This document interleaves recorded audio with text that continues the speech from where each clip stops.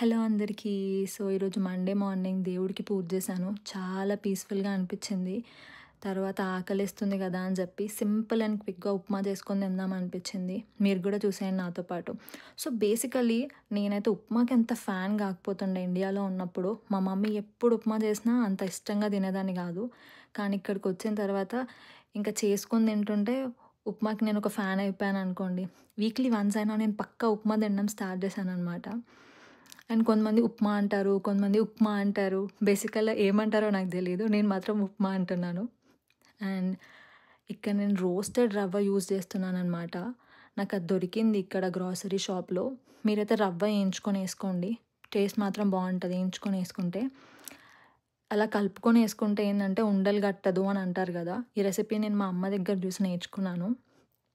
And ఆ texture అలా ఉన్నప్పుడు స్టవ్ ఆఫ్ జేసుకోండి. అప్పుడు చాలా టేస్టీగా ఉంటుంది. నేనిక్కడ మాత్రం మా మమ్మీ ఇండియాలో నుంచి పంపిన టమాటో పికిల్‌తో ట్రై చేస్తున్నాను ఉప్మా. Please subscribe.